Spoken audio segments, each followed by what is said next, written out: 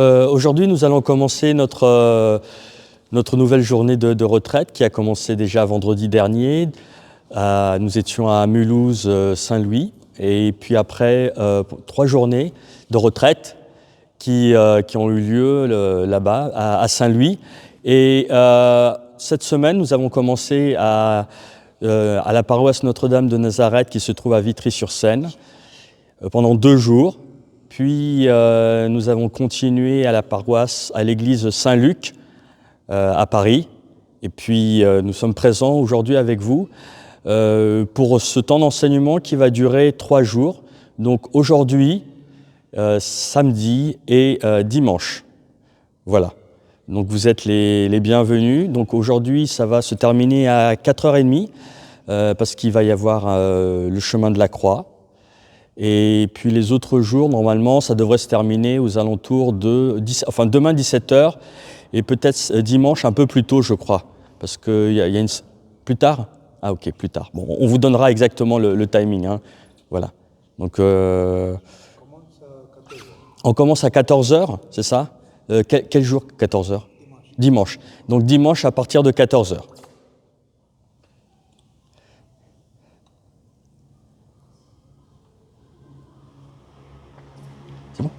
Ok. Donc, vous allez apprendre aujourd'hui. Donc, on va aborder différents thèmes. Hein. Nous avons abordé dans le début de la retraite, nous avons parlé de la foi, et nous avons aussi parlé de l'échange divin sur la croix. Donc là, ça a été sur 2 journées, et je vous invite, puisque vous n'étiez pas présent sur les premiers jours de la retraite. Je vous invite à vous connecter sur YouTube. Donc si vous pouvez noter, peut-être ce sera plus facile pour vous pour retrouver.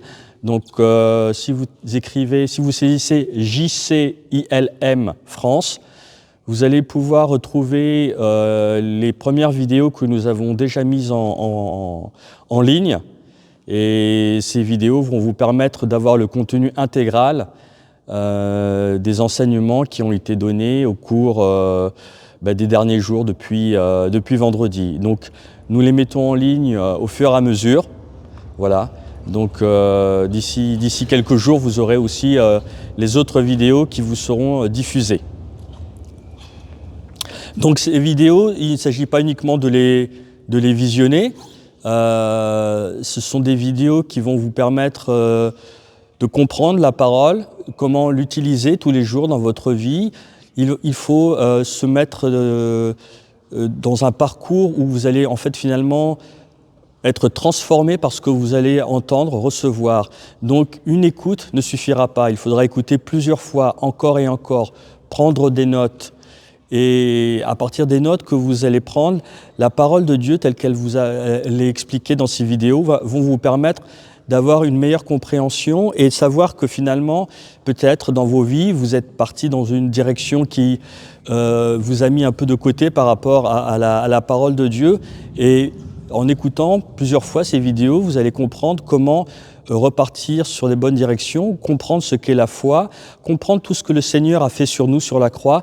Ces 2 jours qui ont été très très importants et très très riches en enseignements, je vous invite à les écouter à plusieurs reprises et à essayer de comprendre vraiment tout ce qu'a fait le Seigneur pour nous sur la croix. Il y a un échange divin qui s'est fait et il y a tellement à comprendre sur ce que le Seigneur a fait pour nous. Il a pris sur lui nos péchés et il nous a donné sa nature. Voilà, donc là je vous le dis en une seule ligne, mais nous sommes restés 2 jours sur ce thème. Donc vous voyez qu'on ne peut pas le résumer à une seule phrase. Donc il faut vraiment aller très profondément sur cette thématique. Vraiment, je vous invite à regarder ces vidéos et à comprendre l'enseignement. Nous avons aussi parlé du pardon sur les jours qui suivent et à quel point Jésus qui nous a pardonné, nous recevons ce pardon et avec le pardon que nous avons reçu, nous pouvons pardonner les autres. Et nous avons parlé de la parabole des 10 000 talents et du serviteur mauvais qui, lui, ne voulait pas pardonner juste pour quelques centimes qu'il devait.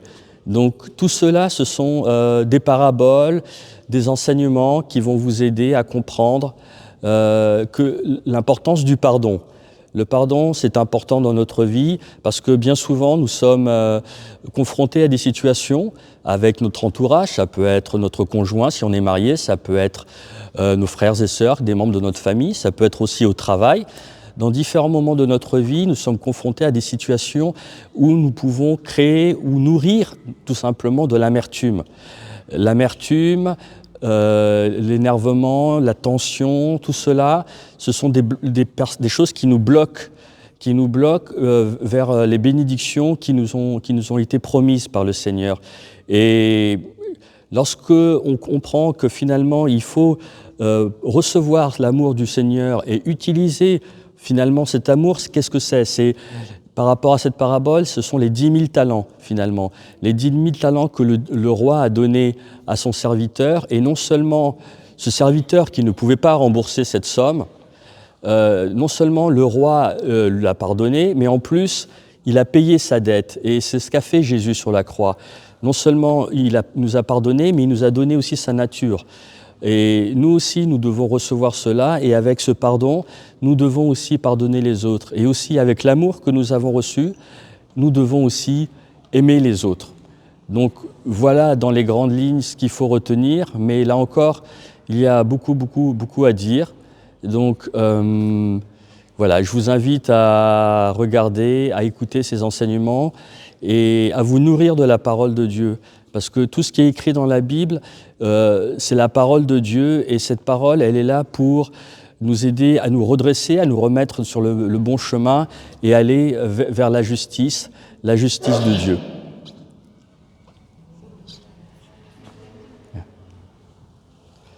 Merci à vous. Donc là, c'était une petite introduction juste pour vous résumer très rapidement ce que nous avons dit au cours des précédents jours. Et puis là, nous allons poursuivre avec l'enseignement d'aujourd'hui.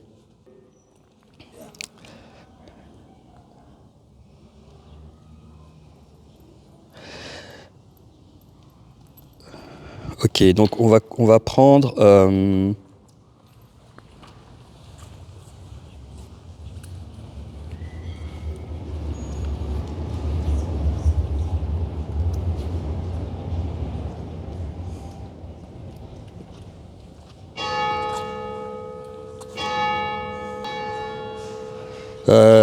nous allons prendre Matthieu, chapitre 18, versets 23 à 35.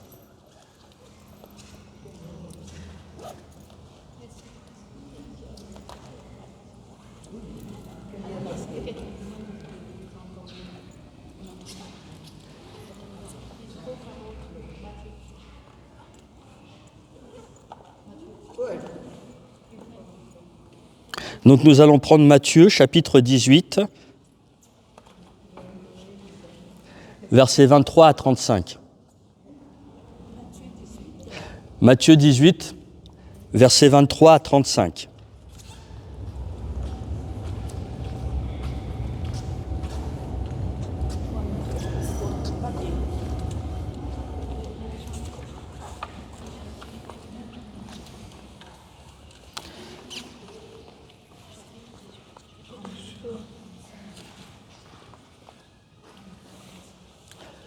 Voilà, c'est la parabole des 10 000 talents en fait qu'on va reprendre.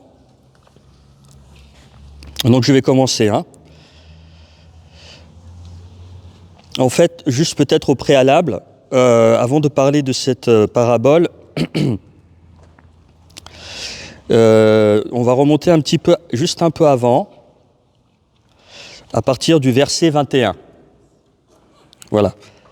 Alors, Pierre s'approcha et lui dit : « Seigneur, combien de fois pardonnerai-je à mon frère lorsqu'il péchera contre moi ? Jusqu'à 7 fois ? » Jésus lui dit : « Je ne te dis pas jusqu'à 7 fois, mais jusqu'à 70 fois, 7 fois. » Alors ici, nous voyons Pierre Pierre qui vient voir Jésus.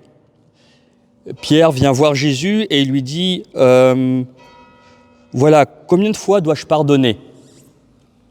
Alors Pierre tient en fait comme une comptabilité et il est en train de dire bon, si quelqu'un vient me faire du mal, m'offense, me dit quelque chose de négatif contre moi, jusqu'à combien de fois je dois le pardonner? Imaginez dans la vie de tous les jours, vous avez peut-être des personnes qui viennent vers vous. Ça peut être la famille, ça peut être votre conjoint, ça peut être n'importe qui, même au travail. Des gens peuvent, pas forcément pour une raison en particulier, tout d'un coup, sans raison des fois, ou même s'ils ont une raison qu'on ne connaît pas, venir vers vous et vous dire quelque chose de négatif. Par exemple, moi, je peux par exemple dire à John qui est là, par exemple, on travaille ensemble dans la même entreprise, et je vais voir mon chef et je vais lui dire « Oui, John travaille mal, il finit pas son travail, c'est moi qui dois tout terminer à sa place. » Quelle va être la réaction de John? Déjà, le chef d'entreprise va aller voir John et il va lui dire « Écoute, il y a un problème, Bernard, donc c'est moi, dit que tu travailles pas » et il va avoir des soucis. Donc il peut peut-être avoir un premier avertissement ou un deuxième avertissement, et puis peut-être, si vraiment ça ne va pas, on ne sait jamais, hein, un licenciement, on ne sait jamais. Donc finalement, quelle va être la réaction de John? Est-ce qu'il va avoir de la colère contre moi? Surtout si ce que je dis est complètement faux, est injustifié. John travaille bien, il fait bien son travail, il n'y a pas de souci, il n'y a jamais eu le chef ne s'est jamais plaint de lui. Mais finalement, il est là et puis il lui dit, mais le chef le convoque une première fois, il lui dit « Bon, j'ai appris que tu ne fais pas ton travail, qu'est-ce qui se passe? Et il faut vraiment que tu te mettes au travail parce que bon, ça va une fois, deux fois, mais après, il va falloir peut-être prendre des mesures en particulier. » Donc, John, qu'est-ce qu'il va faire? À votre avis, comment va-t-il réagir? Est-ce qu'il va être dans la colère? Surtout si c'est injustifié. Qu'en pensez-vous? Ça dépend du caractère de la personne. Donc, S'il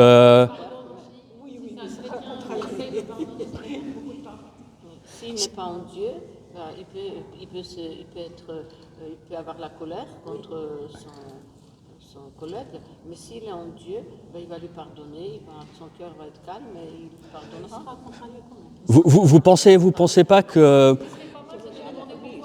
Vous pensez pas que quand vous avez une accusation qui est complètement injustifiée, ça vous met pas dans une colère, mais des fois, par exemple, même au sein d'un couple, il y a peut-être parmi nous des personnes qui sont mariées. Est-ce qu'il y a des personnes qui sont mariées? Voilà. Oui.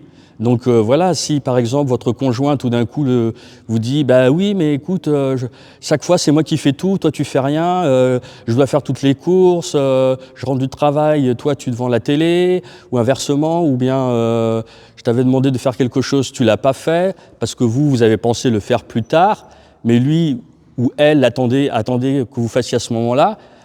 Pour vous, c'est injustifié finalement, mais moi j'ai tout fait, je comprends pas, oui j'allais le faire, mais pour autant est-ce que ça mérite voilà, on va peut-être pas prendre le cas de John, mais on va prendre aussi nos propres exemples, nos propres vies. C'est peut-être plus facile aussi pour illustrer cette colère qui peut jaillir en nous. Comment vous réagissez finalement à ça? Est-ce que vous avez... Moi j'ai réagi autrement, j'ai réagi de façon que, par exemple, si mon mari n'a pas fait ce que je lui avais demandé, je vais attendre une journée que ça passe pour que moi-même je ne sois pas en colère, que mon cœur soit calme, que lui-même son cœur soit calme. Gentiment, je lui dis vraiment, c'est dommage que tu n'as pas fait ça. Voilà, donc il n'y aura pas trop de colère ni de dispute parce que je vais temporiser tout ça et puis je vais pardonner. D'accord. Mais pendant cette période où vous laissez une période de temporisation, une période un peu où, allez, tout le monde se calme, chacun du côté de son ring, chacun d'un côté. Non, c'est pas comme ça? Non, pas spécialement, mais je sais que je vais lui parler le lendemain, mais pas le jour même. Ah, voilà. Donc on coupe le micro, on parle plus le soir. Non, Juste, pas de ça. voilà. Ah, vous parlez quand même d'autres choses? Moi, je ne me fâche jamais. Le mari non plus. Ça peut durer 5 minutes, mais on ne peut pas se fâcher parce que, je ne sais pas, c'est le cœur. Le cœur ne vous laisse pas se fâcher, au fait. Votre cœur, alors voilà, votre cœur, vous dites que votre cœur ne se laisse pas fâcher. Voilà, c'est ça. C'est ça. C'est pareil. D'accord. Et pour vous, comment ça se passe? C'est oui, par exemple. J'étais entre les deux, mais que j'ai appris avec le temps, je sais pas si c'est de la sagesse ou c'est le contraire, mais que parfois c'est bien aussi de dire ça au moment même parce que c'est pas facile. Ah oui. Ça permet d'apaiser. Ne comprends pas qu'est-ce qui s'est passé à l'instant T. Oui. D'accord. Le fait d'expliquer, ça permet aussi de se libérer un petit peu, c'est ça? Ouais. Mais après, est-ce que vous gardez l'amertume finalement, c'est ça? Ouais. Parfois il peut y avoir toujours de l'amertume, ça dépend. Ça dépend la situation. Voilà. Mais est-ce que oui, voilà, c'est ça. Mais si c'est répété, par exemple, si c'est des accusations qui reviennent, Si c'est répété, il arrive bien sûr qu'il y ait des fractures internes, mais on ne peut pas totalement se libérer de ça sauf à travers la prière. d'accord. Ok. Donc c'est peut-être des choses que finalement, peut-être qu'on garde un petit peu une petite trace à l'intérieur, une petite cicatrice dans son cœur, qui fait que peut-être même des années plus tard, tout d'un coup, une discussion rejaillit comme ça à propos d'un incident qui s'est passé il y a quelques années. Voilà, répété, injustifié, on ne sait pas trop. Pourquoi il revient dessus? Pourquoi il reparle de ma belle-mère? Pourquoi il reparle de ma belle-sœur? Pourquoi tout d'un coup, dans la cuisine, alors qu'on est en train de préparer le repas ensemble, il y a un truc là qui s'est passé à l'intérieur? Bon. Il vaut mieux éviter de parler de ce qui s'est passé. Il vaut mieux éviter. Oui, je t'avais dit. Hein. Oui, je t'avais dit. Donc, ça, ce n'est pas bon dans un couple. Ce n'est pas bon de se dire je t'avais dit. Ouais. Ça peut déclencher effectivement le colère ou les souvenirs, mauvais souvenirs. Voilà. D'accord. Je t'avais dit. Ok, oui. C'est des choses qui se produisent. Donc là, lorsqu'on voit Pierre, on peut se dire que finalement, c'est un peu la question que nous-mêmes on peut se poser quand il va voir Jésus et qu'il lui demande, mais combien de fois pardonnerai-je à mon frère lorsqu'il péchera contre moi? Voilà, là on est dans une situation où finalement, Pierre se dit, ok, quelqu'un vient et pêche contre moi ou m'irrite, me fait du mal, m'agresse. Et combien de fois je dois lui pardonner? Parce que là, dans ce qu'on vient de dire, finalement, il y a du pardon. On commence à pardonner, on pardonne jusqu'à une certaine mesure. On a peut-être encore un peu d'amertume.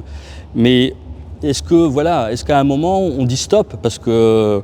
Et la réponse de Jésus, elle est la suivante. Je ne te dis pas jusqu'à 7 fois, mais jusqu'à 70 fois, 7 fois.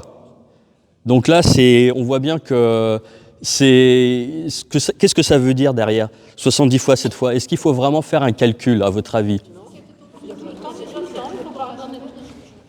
que souvent le chiffre 7 revient.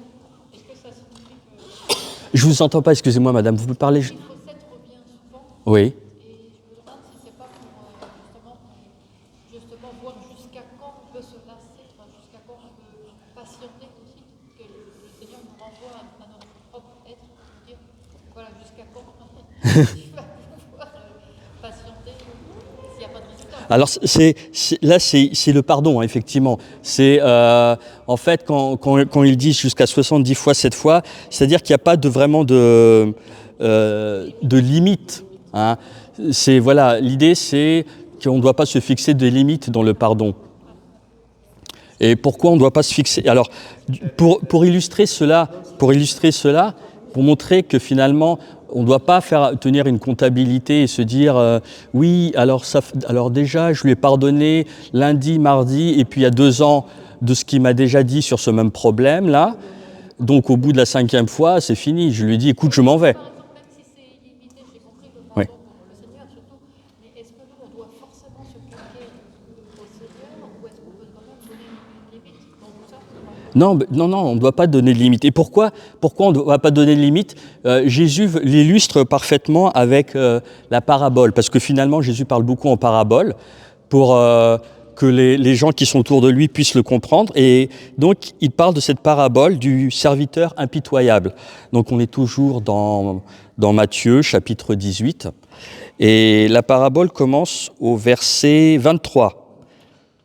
Voilà. Le verset 23, je vais commencer à le lire. Donc, c'est pourquoi le royaume des cieux est semblable à un roi qui voulut faire rendre compte à ses serviteurs. Donc ces serviteurs, finalement, c'est un roi et ce serviteur a des esclaves, hein, des personnes qui sont sous son autorité. Quand il se mit à compter, on lui en amena un qui devait 10 000 talents. Alors 10 000 talents, bon bien sûr, on n'est plus, maintenant on compte plus en talents, on compte en euros. 10 000 talents, c'est une somme qui va dépasser toute votre imagination. Allez, disons que c'est 100 000 millions d'euros. Voilà. Donc, voici la somme. Hein, voici la somme que devait le serviteur à son roi.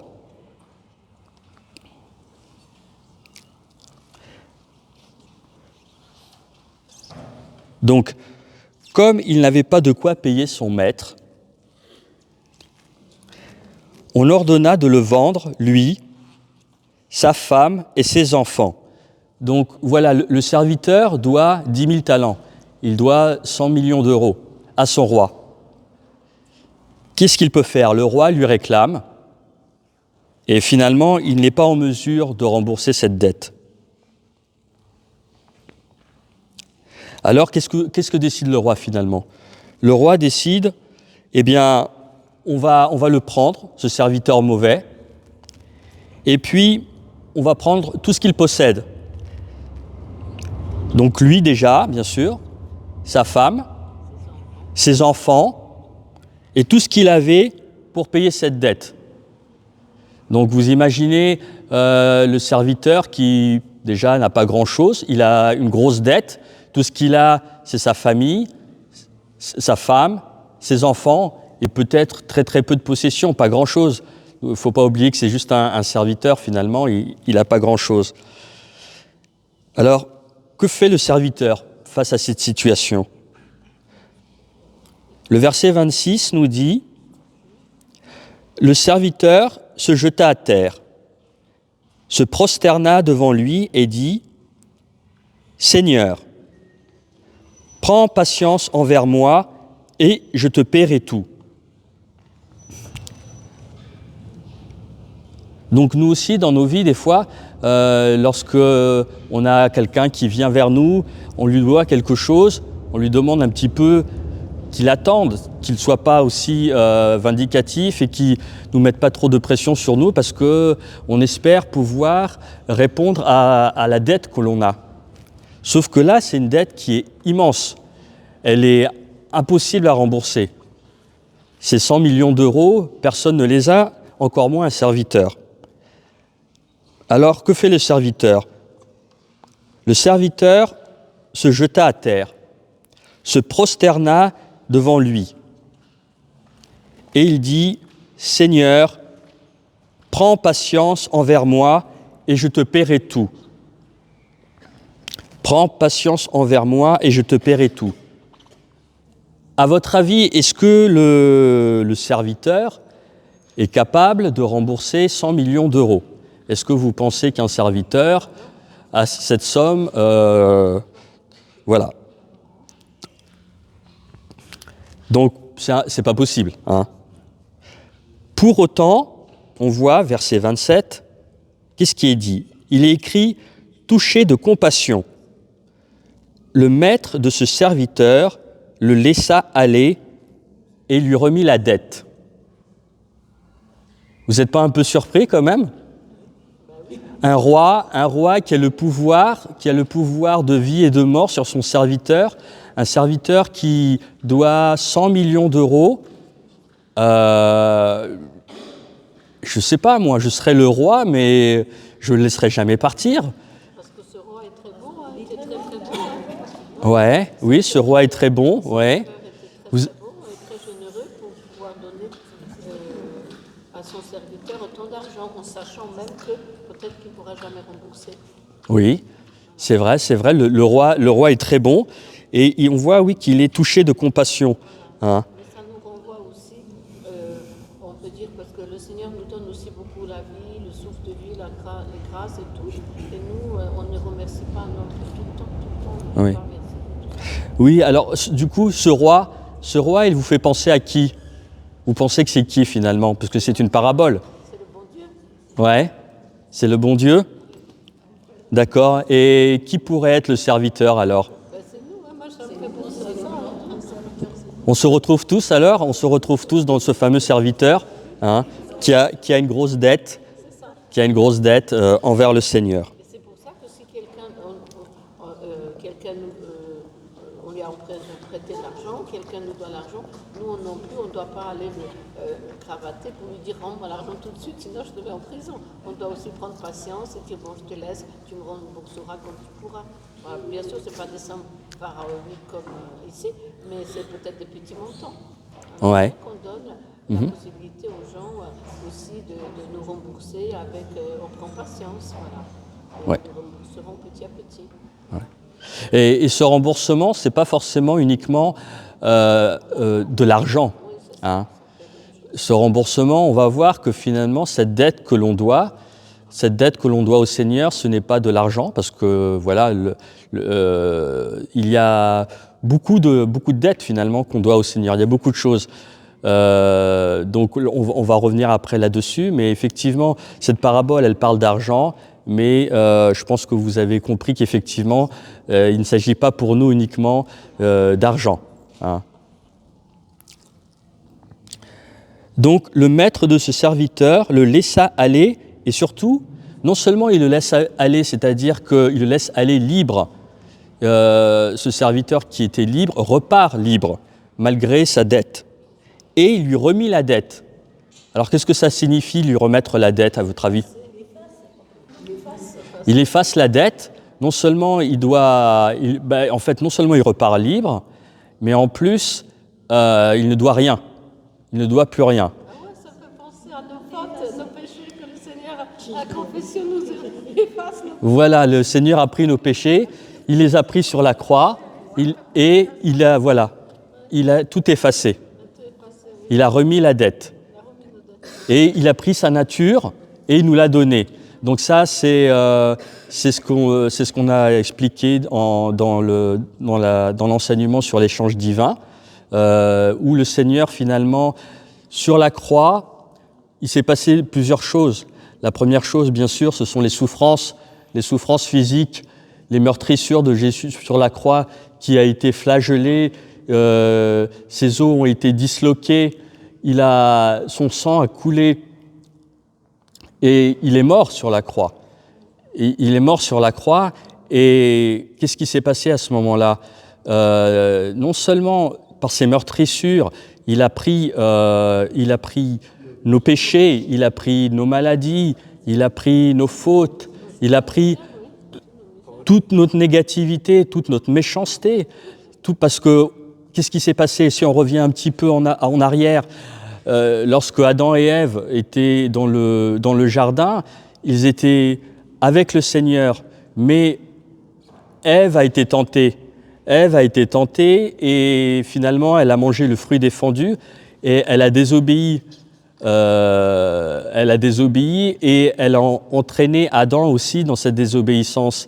Et à cause de cette désobéissance, cet esprit rebelle, cette désobéissance, elle est arrivée de génération en génération.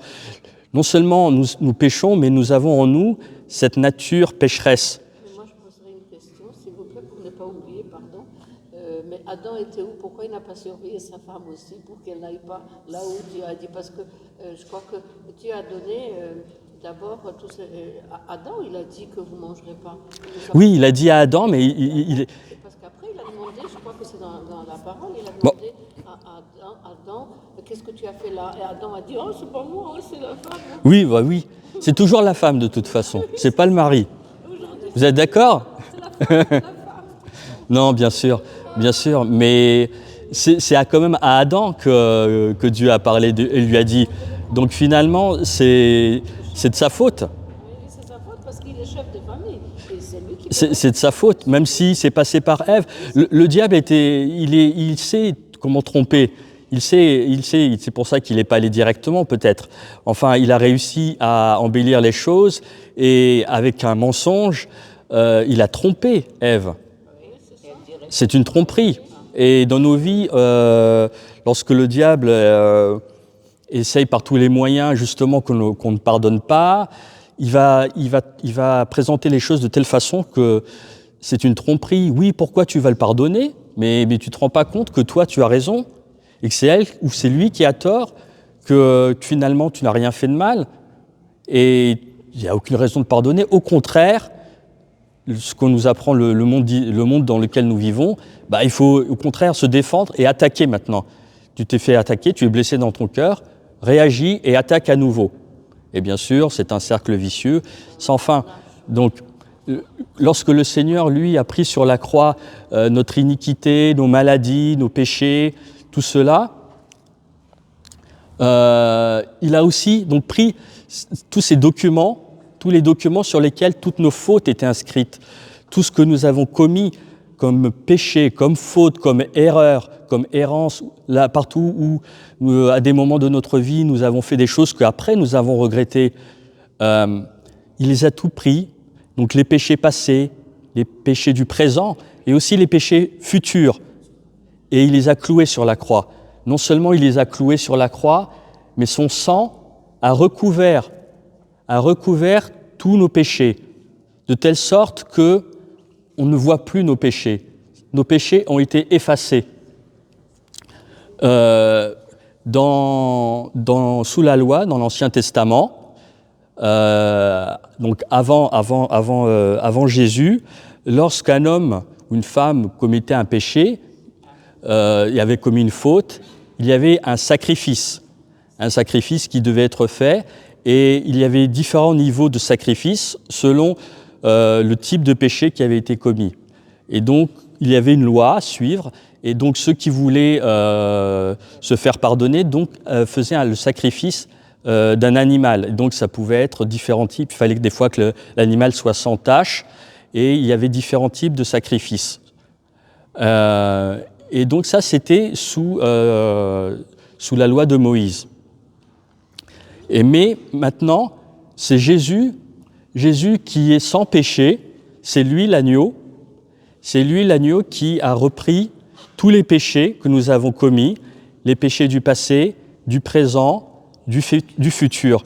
C'est lui l'agneau sacrificiel à partir duquel tous nos péchés ont été remis. Et lorsque Jésus est mort sur la croix, il a pris nos péchés, et lorsqu'il est mort, nous sommes aussi morts avec lui. Et lorsqu'il est revenu à la vie, nous sommes revenus à la vie avec lui.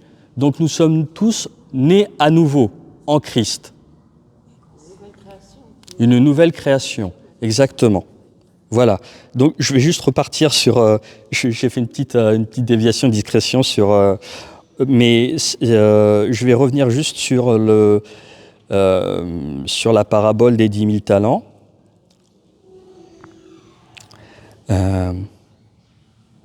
Donc, voilà.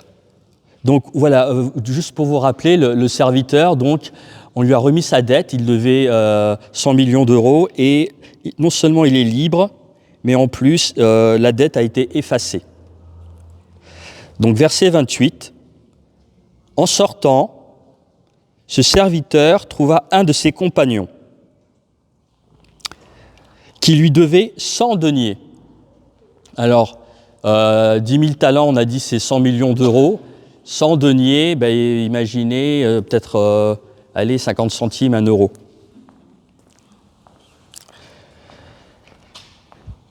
Alors, qu'est-ce qu'il a fait, ce fameux serviteur qui a trouvé un de ses compagnons qui lui devait une toute petite dette?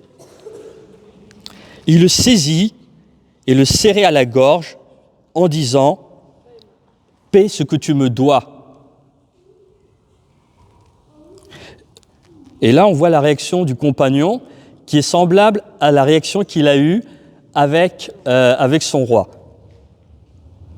Son compagnon se jeta à ses pieds et le suppliait en disant « Prends patience envers moi ». On a vraiment une similitude de situation. « Et je te paierai ». Mais lui ne voulut pas. Il alla le jeter en prison. Donc là, il n'y a aucun pardon. Aucune dette n'est remise. Et là, c'est vraiment ce que le roi avait envisagé de faire au début contre le premier serviteur, mais finalement, pris de compassion, parce que le serviteur lui demande d'avoir pitié de lui, il a accepté et il a remis sa dette. Mais lui, le premier compagnon à qui quelqu'un lui devait de l'argent, il a refusé et il l'a mis en prison.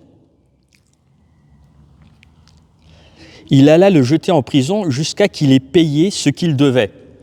Donc, ce serviteur, on peut imaginer que même si c'est une petite somme, pour un serviteur, c'est beaucoup d'argent. Donc, on peut bien imaginer qu'il est peut-être resté longtemps en prison pour rembourser cette dette. Ses compagnons, voyant ce qui arrivait, furent profondément attristés. Et ils allèrent raconter à leur maître tout ce qui s'était passé. Donc voilà, les compagnons qui sont autour de ce serviteur lui disent « Mais pourquoi il a été jeté en prison? Allons le dire au roi. » Alors le maître fit appeler ce serviteur et lui dit « Méchant serviteur, je t'avais remis en entier ta dette, parce que tu m'en avais supplié. » Donc, parce qu'il avait demandé, ses dettes ont été remises. Ça veut dire qu'il ne doit plus rien. Ne devais-tu pas avoir pitié de ton compagnon, comme j'ai eu pitié de toi? Et son maître, irrité, le livra au bourreau. Au bourreau, finalement, ce sont les tourmenteurs et c'est l'enfer, finalement. Hein? C'est là où il va être mené. Jusqu'à ce qu'il ait payé tout ce qu'il devait. La situation se retourne maintenant. Sa dette était remise, il aurait pu partir libre. Il avait reçu le pardon, la compassion de son maître. Il avait reçu quelque chose, et ce qu'il avait reçu, c'est l'équivalent de 100 millions d'euros de dettes remises. Eh bien, il n'a même pas pu utiliser quelques centimes de cette dette qui lui avait été remise pour pardonner aussi à son compagnon qui lui devait une petite somme. Et donc, la parabole continue ainsi, et le Seigneur dit « C'est ainsi que mon Père céleste vous traitera si chacun de vous ne pardonne pas. » Donc, si chacun de vous ne remet pas la dette qu'on lui doit. Ne pardonne pas donc à son frère de tout son cœur. Donc, de tout son cœur, c'est vraiment important. Pourquoi? Parce que finalement, on peut dire « Oui, oui, je te pardonne, ça va. Ouais, d'accord, tu m'as dit des choses méchantes hier, ce matin aussi, tu es revenu dessus. Ou tu m'as fait du mal. Par exemple, je t'ai prêté, je t'ai prêté ma voiture, tu me la redonnes et il y a une grosse éraflure, ou même le pare-choc est complètement abîmé. Je te pardonne, c'est pas grave, bon, t'as pas fait exprès. Ça arrive, des accidents, voilà. Mais peut-être qu'on pardonne juste avec l'esprit, peut-être avec la tête, enfin, notre pensée. Et finalement, ça reste là, ça stagne, jusqu'à un moment où, chaque fois que je vais revoir ma voiture, c'est l'autre là, je lui ai prêté ma voiture, incapable de me la rendre en bon état. Voilà, il n'a même pas proposé de réparer. Il n'a même pas proposé une contribution financière de je ne sais pas, moi, même si c'est symbolique, au moins quelque chose. Rien. Il a dit oui, pardon, je suis désolé, bon. Et puis c'est pas la première fois, parce que c'est la deuxième fois que je lui prête. Et puis la première fois, il m'a rendu la voiture, elle était sale à l'intérieur, je ne sais pas ce qu'il a fait. Là maintenant, c'est le pare-choc. Jusqu'à quand je vais lui prêter ma voiture et je ne sais pas ce qu'il va faire avec la prochaine fois. Est-ce que je vais la retrouver? Voilà. Et donc, ce pardon qui peut peut-être rester au niveau de la pensée, de l'intelligence, va rester, et puis ça va mijoter un petit peu, ça va rester, et puis ça va peut-être rejaillir plus tard.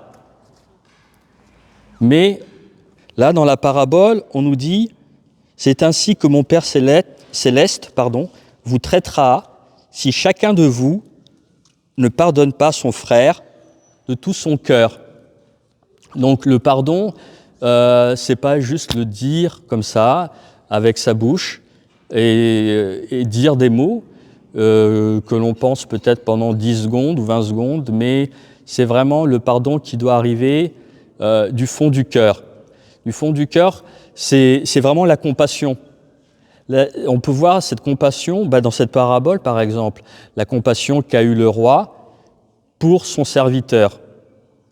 La compassion, c'est vraiment quelque chose qui est dans le cœur et que n'a pas eu le serviteur vis-à-vis du deuxième compagnon. Donc, c'est vraiment important de ne pas pardonner uniquement avec l'esprit, mais de pardonner avec son cœur. Alors finalement, cette parabole, qu'est-ce qu'on a à retenir de cette parabole? On a compris que le roi, c'est Dieu, le serviteur, c'est nous, et le deuxième serviteur, c'est les personnes qui nous entourent, ce sont nos proches, ou des gens que nous voyons. Peut-être ça peut être quelqu'un qui tout d'un coup m'a bousculé dans le métro, quelqu'un qui tout d'un coup m'insulte, on ne sait pas pourquoi. Ça peut être mon chef qui tout d'un coup vient me voir en furie pour quelque chose que je n'ai pas fait ou que j'aurais dû faire. Enfin, ça peut être tout le monde, ça peut être n'importe qui. Et cette amertume, si on garde l'amertume, si on garde tout ce ressenti, finalement, on est comme ce serviteur qui n'accepte pas de pardonner, ce serviteur qui veut rester avec cette colère, cette rancœur et cette rancœur, quand elle reste avec nous, finalement, c'est un blocage, c'est ce qui nous bloque vers notre chemin, vers Dieu. C'est ce qui nous empêche d'avoir nos bénédictions. Et finalement, lorsqu'on a de la rancœur, finalement, on n'accepte pas que Dieu a fait tout ça sur la croix. On se dit, non, il a fait des choses sur la croix, mais moi, je vais rester avec ma rancune.